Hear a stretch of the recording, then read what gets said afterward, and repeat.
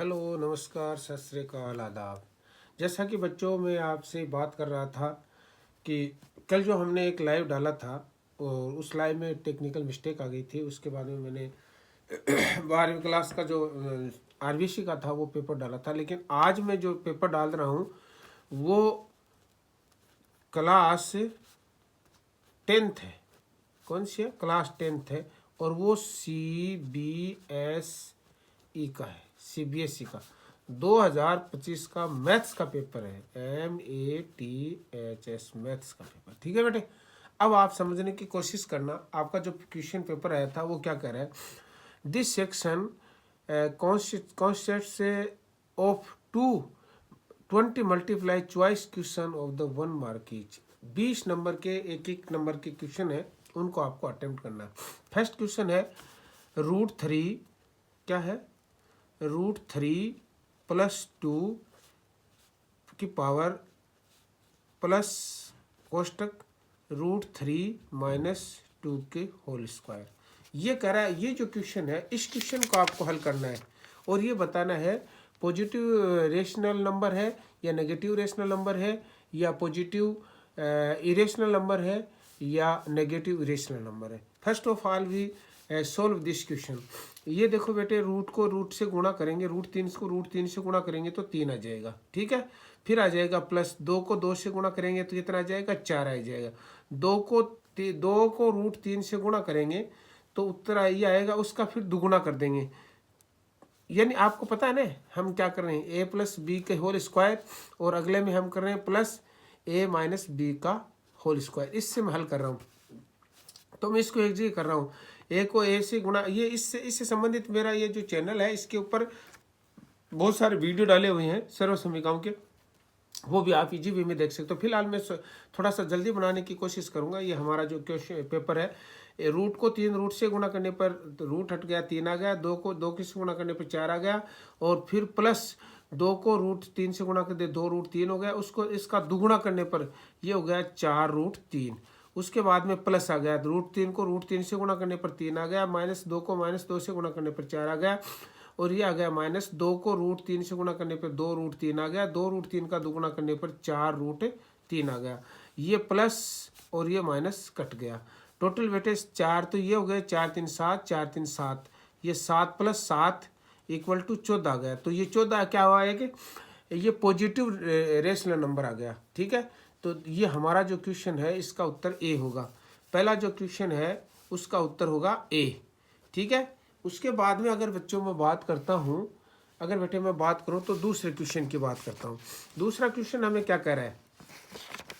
दूसरा क्वेश्चन हमें कह रहा है लेट x = क्या कह रहा है? x = a की पावर 2, b की पावर 3 एंड c की पावर n। और इसी तरीके से एंड y की पावर बता रहा है।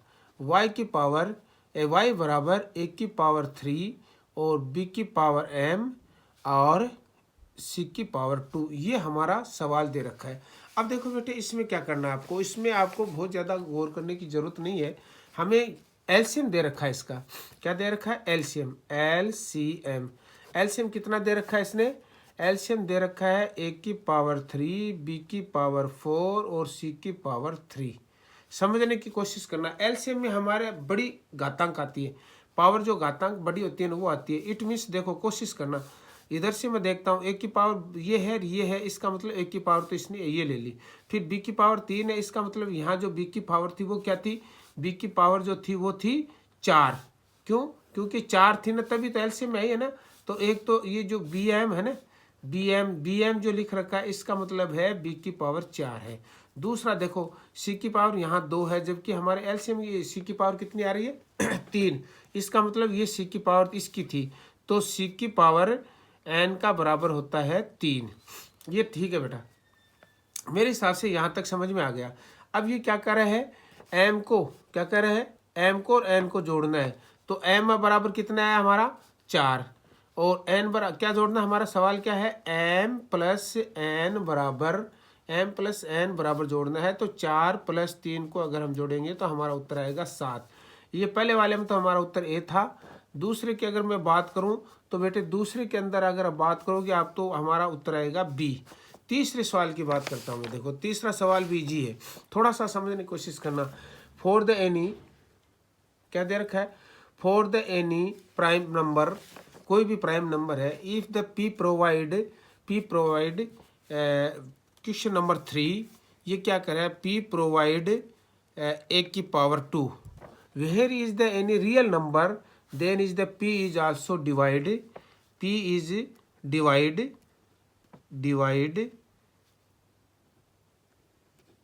बाई ए, बिल्कुल ऐसे डिवाइड होगा। ये क्या कर रहा है, समझने की कोशिश करो। अगर ये इसको डिवाइड कर रहा है, पी इसको डिवाइड कर रहा है ना, तो पी स्क्वायर को अगर ये डिवाइड कर रहा है तो एनी नंबर है, इसका मतलब ए भी इसको डिवाइड करेगा।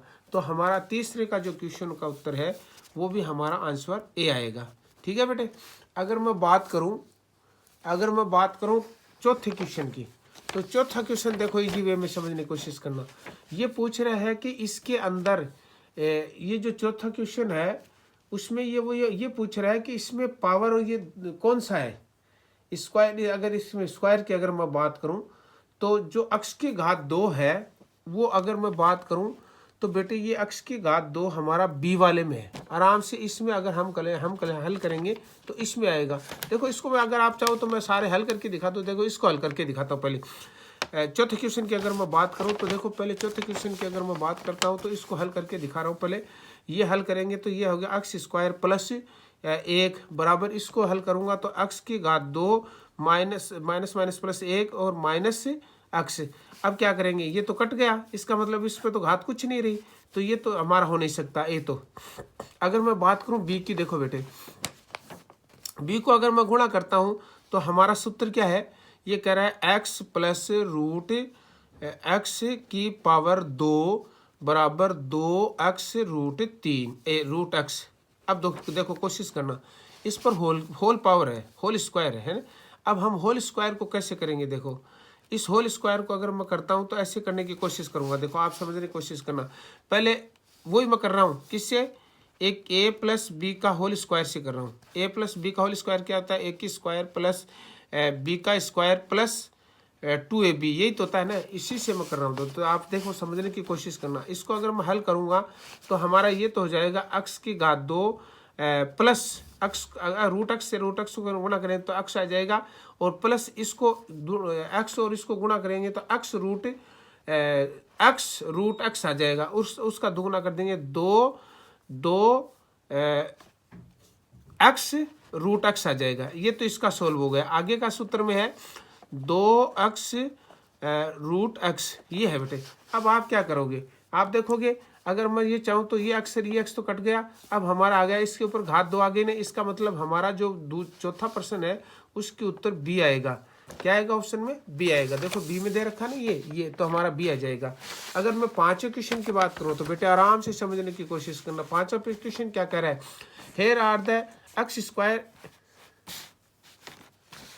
अभी देखो पांचवें क्वेश्चन की अगर मैं बात करूं तो बेटा देखो कितना इजी है, एक्स स्क्वायर, यहां ले लेता हूं मैं थोड़ा सा, ये ले लेता हूं एक्स स्क्वायर, पांचवा question, x square plus b x और प्लस बी, तो ये कह रहा है equal to 0, has 2 real and distinct roots, then the value of the b can be. B की वैल्यू क्या हो गई, तो ये कह रहा है बी की वैल्यू अगर मैं कहूँ तो आपके अगर याद हो तो ये हमारा एक सूत्र है, बी स्क्वायर बराबर b minus b square minus 4ac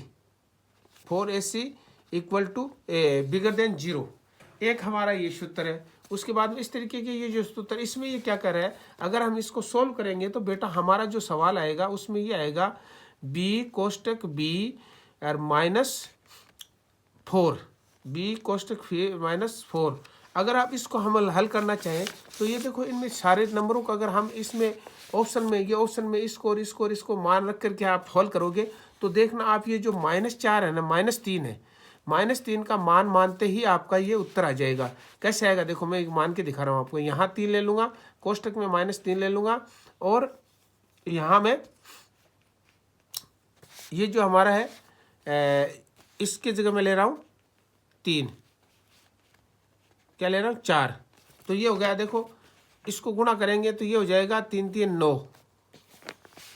तो यानी इसका अगर हम करेंगे तो हमारा ये जो सवाल है इसका उत्तर आ जाएगा डी।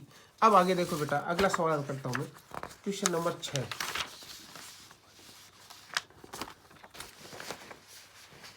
अभी देखो आप in this question number 6, in the figure given below, figure point PQR divide the line segment AB in the 4 equal parts. Here are the A, P, Q, R or B. These all are the part of the segment, line segment. First of all, ये 6 number question है। A, P, Q, R and B. These all are the part of a line segment. Okay, just we are going to solve this question. Point Q divides PB. Here are the PB in the ratio.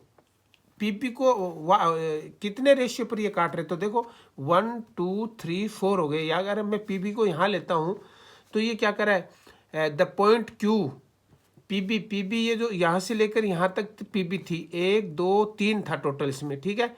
इस 3 में से ये कह रहा है PB Q जो है वो कितने रेशियो पर, ये Q है, देखो ये Q की तरफ, इस तरफ तो 1 रह गया और इधर कितने रह गए 3, या इधर कितने रह गए 3। इसका मतलब 3। इट मीन्स ये क्या कर रहा है, ये जो रेशियो है 1 रेशियो 3 है, इसका जो रेशियो है वो 1:3 का है। अगर मैं बात करूं आगे 7 नंबर क्वेश्चन की, ठीक है बेटे,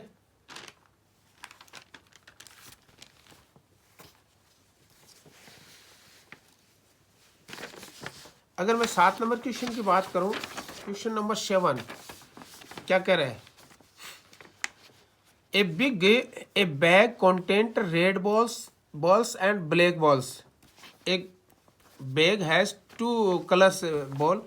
First is the red and the second is the black. Okay, just the ratio is the 7 3 7.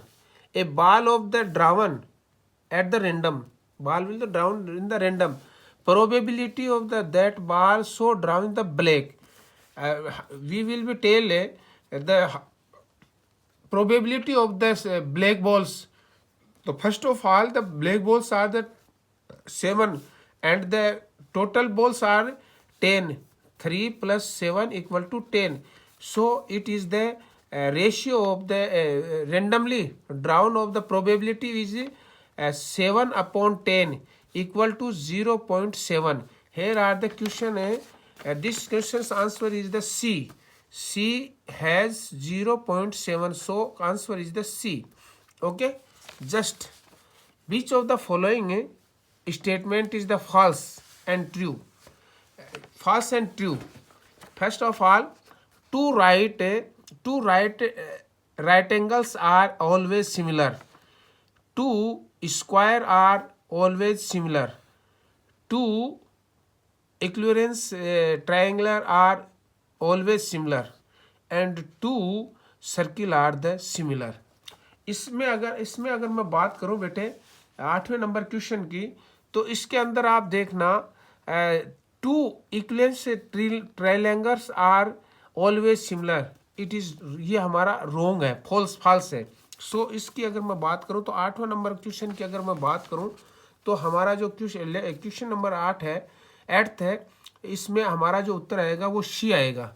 ठीक है बेटे, अगर इसकी बात करता हूँ मैं क्वेश्चन नंबर 9वें क्वेश्चन की अगर मैं बात करूँ तो वो देखो कितना है जी। In adjoining figures A B C D is the trapezium in the which XY parallel AB and parallel CD. If AX equal to 2/3 AD, 3/AD. So then CY ratio CYYB. Okay, just it is very easy.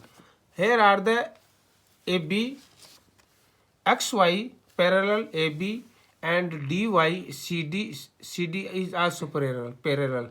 So this is the AX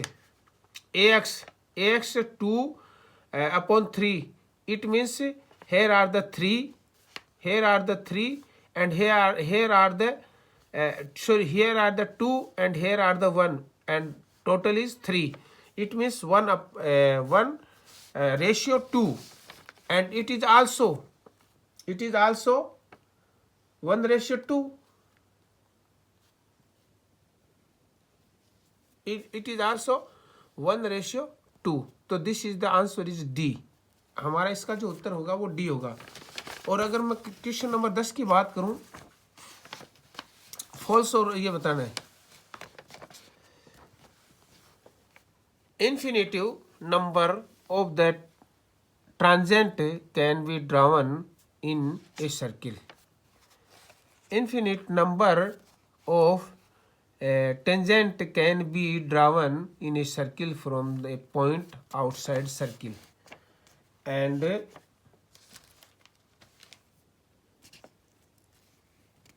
infinite number of the segment secants can be drawn the circle from the point of the outside circle, and angle between tangent and the diameter is a point of the content is 990.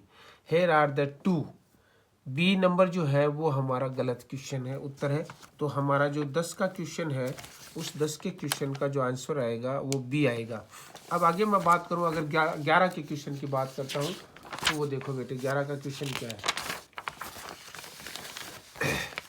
Here are the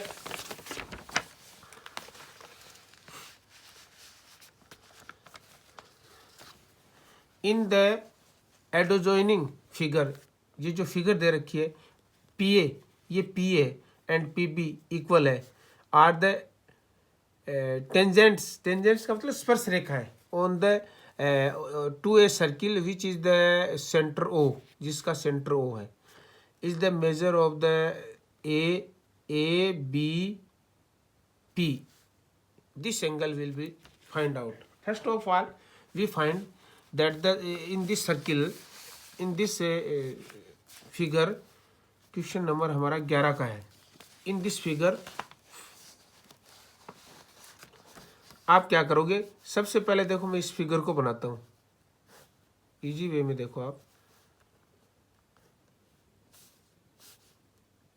A B P, ठीक है, ये हो गया 210. तो ये निकालना है. देखो कितना है. अब यहाँ इस सर्किल के अगर पूरे की बात करता हूँ मैं, तो ये 360 डिग्री आता है. 360 डिग्री में से 360 माइनस 210, 0.05 एंड 1.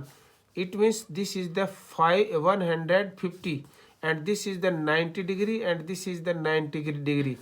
ओके. एंड एक जो चतुर्भुज है उसका तीनों कोणों चारों कोणों का मान 360 डिग्री होता है. ठीक है बेटे. अब आप क्या करोगे, 80 80 90 90 180 हो गया. 150 तो ये थे, 150 तो ये थे, इसमें 180 और जोड़ देंगे. टोटल कितना हो जाए, 0 0 13, और ये हो गया 330. अगर हम इसमें से निकालेंगे 330, तो 0 और ये हो गया 30, और ये 30 डिग्री का आ गया, 30 डिग्री. अब we will be find out the answer है. Here are the 30 degree in the D. So 11 number जो क्वेश्चन है आंसर, 11 नंबर जो क्वेश्चन है उसका जो आंसर है वो डी आएगा. आंसर क्या आएगा, डी आएगा. अगर मैं बात करूं 12वें नंबर क्वेश्चन की, तो 12वां नंबर क्वेश्चन क्या कह रहा है. देखो ये हमारा है 1, ये हमारा दे रखा है 1 माइनस 10. यहाँ ले लेता हूं मैं. देखो पहले आप सवाल देख लो, मैं यहाँ लिख रहा हूँ फिर आगे ले लूंगा. 1 माइनस 10 स्क्वायर 30 डिग्री बटा 30 डिग्री बटे 1 upon 1 plus 10 square 30 degree. Okay. Just I am solve this question. First of all, 1 minus here are the 10 30 degree has power 1/3 power बटे 1 + 1√3 पावर 2।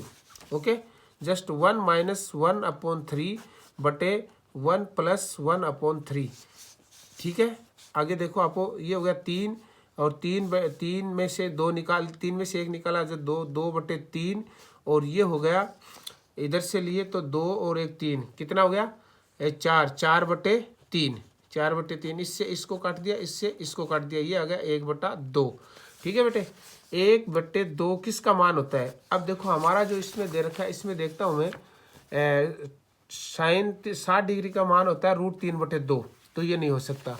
उसके बाद में ले रहा हूँ कोस 60 डिग्री का मान होता है 1/√2, 1/2 ही होता है। तो इसका हमारा जो 12वां क्वेश्चन है उसका उत्तर हुआ ये कोस कितना डिग्री हुआ, बी उत्तर हो गया, और कोस 60 डिग्री का मान हो गया। तो हमारा ये जो उत्तर हो गया इसका 12वां का ये हो गया।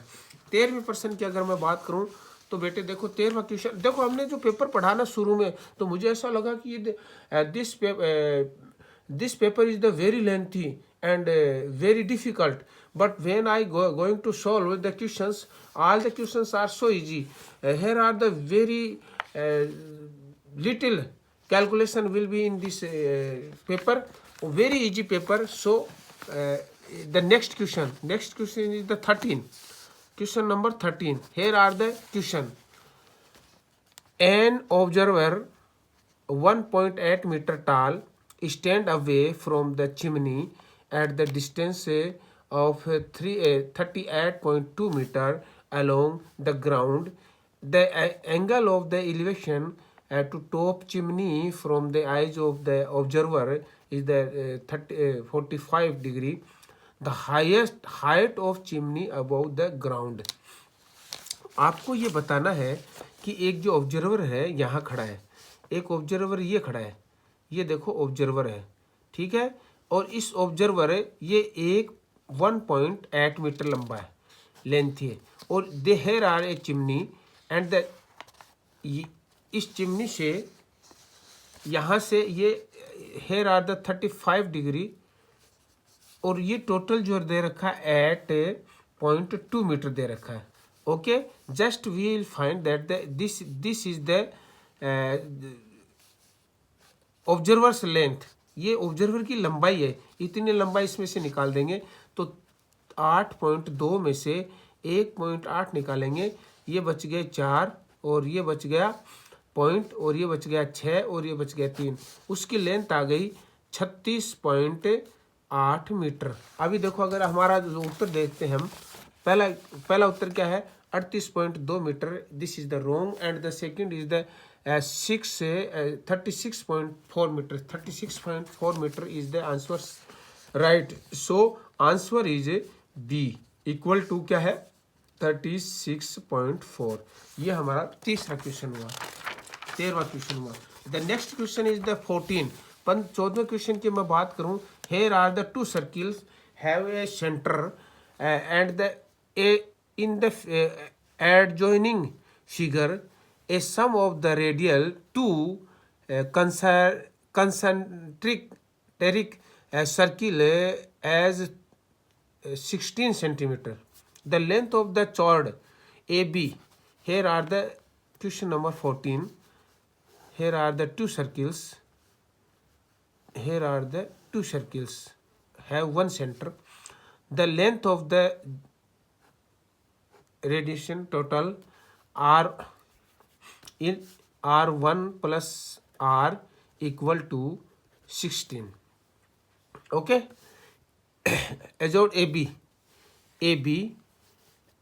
adjoint AB touched the linear circle of P is the 16 centimeter, the difference of the radius in the given center.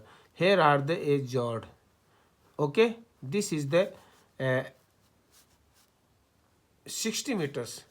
Here are the P's touch point. So here are the 8 and 8. Okay, just we हमने एक लंब खींचा यहाँ, इस तरीके से ये देखा हमने। Here are the r ये है टोटल यहाँ से यहाँ तक r1 r प्लस ये और ये है r। ओके, अब देखो हम यहाँ से अगर ये कहें तो ये तो 16 है, ठीक है ना, लेकिन ये 16 है कैसे, r2 को r1 में जोड़ा गया। अब हमारा जो पाइथागोरस प्रमेय का सूत्र है क्या, कर्ण का स्क्वायर बराबर आधार का स्क्वायर प्लस लंब का स्क्वायर, इससे हल करते हैं। तो देखो हेयर आर द, ये जो हमारा है ये है r2 r स्क्वायर, टोटल ये r स्क्वायर पूरा ले लेता हूँ मैं, r स्क्वायर बराबर r2 ये छोटे वाला r स्क्वायर प्लस 8 स्क्वायर, ठीक है। अब देखो इसको इधर ले आता हूँ मैं, ये हो गया r square minus r square बराबर 64। आप देखना इसको अगर मैं इससे हल करूँ a square minus b square से, तो एक बार तो लिख दूंगा a प्लस बी और एक बार लिख दूंगा a माइनस बी, ठीक है। तो मैं इसको लिख देता हूँ, ये हो गया r प्लस r कोष्टक r minus r equal to 64। Okay, you are now, this is the 16 because r plus r equal to 16, so 16 will be divided by this and this is the 16 चौको 64, it is r minus r equal to 4। इसका मतलब है 4 का अंतर है। देखो हमारा उत्तर देखो कितना, ये 8 सेमी है, ये 4 सेमी है, तो हमारा इसका जो उत्तर हुआ 14 क्वेश्चन है उसका उत्तर हमारा हुआ बी। अगर मैं क्वेश्चन नंबर 15 की बात करूं तो वो देखो कितना है जी। 15 नंबर क्वेश्चन क्या कर रहा है, a cone of the height 12 centimetre, slant height 30 centimetre 13 centimetre surmounted on a semi-sphere having radius equal to